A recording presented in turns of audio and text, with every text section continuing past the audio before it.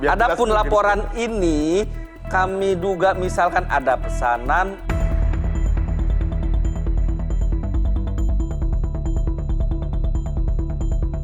atau hal yang lainnya. Pesanan siapa?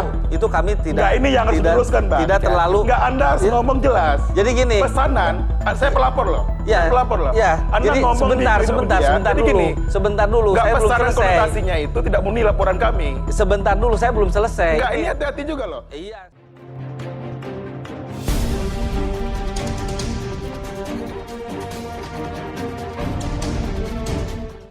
Jadi penggiringan opini yang dibuat atau kita duga di skenario itu sudah terencana. Oleh? Ya, oleh yang kami duga tadi. Ya tadi. Ya, diantaranya kita duga dari MUI. Ya. Dengan ormas-ormas yang terafiliasi. Termasuk yang demo itu? Iya, bahkan disebut juga oleh kuasa hukum dari saya duga terafiliasi juga dengan MUI. Intinya apa keberatan Anda terhadap ini semua? Kemudian opini ini dengan adanya kekisruhan, maka itulah cara memenuhi pasal. Oke, Penistaan itu akibat yang disebutkan karena di mens reanya ya di niatnya tidak mungkinlah seorang profesor, doktor, kiai, haji ya Abdul Salam Panji Gumilang MP ini melakukan penistaan agama, tidak mungkin, Bang. Ya. Dia kita lihat mengaplikasikan hidupnya kepada sebuah karya yang mercusuar, Bang. Ya. Jadi, Anda tadi sebentar, Bang. Saya belum selesai. Sebentar dulu. Sebentar dulu. Enggak, ini harus diluruskan. Nanti setelah saya sebentar dulu. Enggak apa-apa. Yuk. Setelah saya ngomong, enggak tuduhan saudara. Saya tadi kan dugaan. Enggak, sebentar dulu gini. Jadi gini. Kita sama-sama pengacara. Kita paham bahwa kita punya independensi dan sikap. Sebelum saudara, saya mau tanggapin dulu yang Bang Isnur dengan Mas Rohim. Ya. Jadi gini, kalau kita berdebat dan diskusi 5 hari 5 malam, saya siap. Apa yang Anda tidak setuju? Kita mau bilang Al-Quran seperti apa, Tuhan seperti apa, kita siap diskusi. Ya. Tapi saya sebagai praktisi hukum, saya kaget. Kenapa Anda tidak ingatkan saudara Panji Gumilang? Bahwa ketika dalam forum diskusi, boleh kita mau seperti apapun liberal kita, mau seperti apapun sikap kita, saya siap diskusi. Tapi ketika klien saudara melantarkan ke media, ingat, di situ ada pertanggungjawaban publiknya. Semua apa yang kami laporkan kepada Bareskrim Mabes Polri, itu sumbernya adalah Al-Zaitun Official dan Al-Zaitun Movie. Itu YouTube resminya. Ya, gini, Bang. Al-Zaitun. Jadi semua itu ada di situ, Bang. Oke, silakan. Jadi gini. Jadi tadi sudah menyampaikan bahwa yang mengupload ya ke video itu sudah menerangkan bukan pribadi Syekh Panji Gumilang. Tapi kan ucapan itu dari dia kan? Iya, tapi yang melakukan penyebaran itu bukan. Jadi ini kita Tapi Anda setuju nggak ucapannya itu sama dengan yang dituduhkan oleh Majelis Ulama Indonesia? Ucapannya dulu. Tidak setuju. Tidak setuju. Itu jadi tadi saya sudah gambarkan. Tidak mungkin seorang tokoh ulama, seorang pemangku pesantren yang kelas kalibernya ini udah internasional, Bang. Tidaklah mungkin, Bang, mengatakan jadi, menurut semua Anda, itu. Tidak ada itu. Menurut itu bullshit, Anda, Bang. Mabes percaya begitu saja sama bukti dari pelapor ini, YouTube tadi? Mabes kami berkait dengan hal itu karena dia ada laporan, Bang. Dia akan merespon laporan. Adapun laporan ini kami duga misalkan ada pesanan atau hal yang lainnya. Pesanan siapa?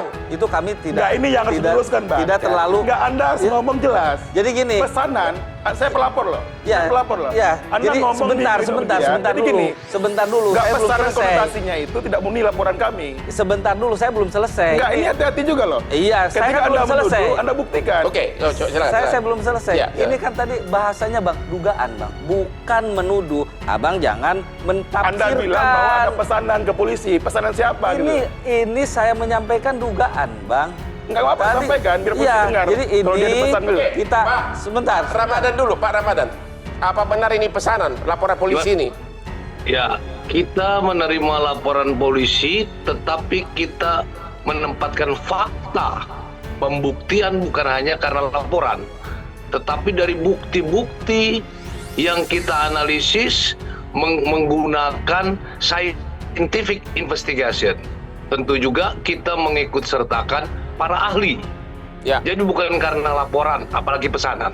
Jadi sudah dibantah, itu bukan pesanan. Baik, saya Sekarang Majelis Ulama Indonesia. Dia nggak mengatakan itu, memang disampaikan, kan nggak langsung secara fisik diturunkan dari surga. Iya Bang, itu nanti karena sekarang kan sudah menjadi ranah penyidikan Bang. Ya, Ya kita tunggu saja kebenaran dari ucapan Panji Gumilang dan pengacaranya. Tadi Bung Hendra mengatakan membenarkan Al-Quran itu firman Allah. Artinya kan dia bertolak belakang dengan yang disampaikan Panji Gumilang. ya. Dan jangan salah, yang disampaikan Panji Gumilang melalui akun YouTube itu sudah diverifikasi, tidak terbantahkan, bahkan sekarang sudah dilapor. Kalau sampai terbukti, hati-hati juga. Ya. Ya kan, 2 kali berarti menderita hukuman nanti. Pertama berbohong, yang kedua membohongi publik sekaligus. 28 ayat 2 Undang-Undang ITE masuk. Anda selain penodaan agama apa yang menurut Anda kena? Ya, jadi gini, di dalam 156A itu sebetulnya yang poin pentingnya itu ada persoalan yang membuat masyarakat itu merespon huru-hara dan segala macam. Ya. Jadi kalau kontennya itu Mas Roy, Mas Isnur, Saudara Panji Gumilang 2 kali disurati MUI dia mau diskusi, itu nggak ada masalah sebetulnya. Mau dia kemudian sampaikan bahwa Al-Quran itu makhluk, Al-Quran itu apapun, penafsiran dia, oke, it's okay, nggak ada masalah. Diskusi pendapat. Persoalan Iya. kita, itu kan ruang ilmiah, diskusi ya, ruang ilmiah kita Bang diskusikan. Hormat, Tapi yang poin Bang penting Hormat. saya adalah gini, Sebentar. poin penting saya, ketika dia mengucapkan kata-kata dan merusak keyakinan orang lain dan kemudian orang nggak setuju, hukum menjadi tempat yang paling tepat untuk menyelesaikan masalah ini. Silakan, Bang, ini hukum berjalan klarifikasi, gitu. Bang. Kalau kita baca bunyi pasalnya nggak ada tuh huru-hara dan lain-lain. Ya. Dipidana dengan pidana penjara paling lama 5 tahun. Ya. Barang siapa yang melakukan perasaan dan perbuatan yang mengandung permusuhan, ya kan, kemudian penyalahgunaan dan atau penodaan terhadap suatu agama. Nggak ada permusuhan dampak itu kan kalau melarang. itu.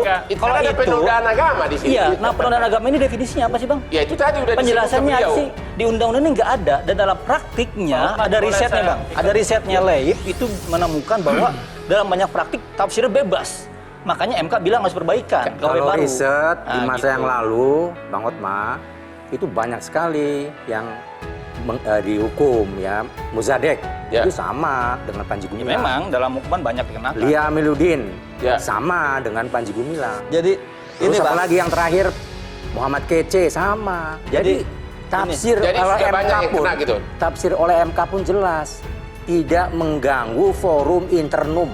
Nah hari ini yang dilakukan Panji Gumilang itu mengganggu forum internum. kalau itu dikriminalisasi oleh sebuah opini yang tidak sehat, maka kami sangatlah memprihatinkan. Jadi korban kriminalisasi Iya, opini Bang. yang tidak sehat. Iya Bang, bagaimana sebuah pemikiran, bagaimana sebuah perbedaan dalam mengaplikasikannya digiring sedemikian rupa, dikriminalisasi menjadi sebuah pelanggaran hukum. Ya menurut Ya. Anda Ya, kalau seolah-olah di belakang diduga Majelis Ulama Indonesia.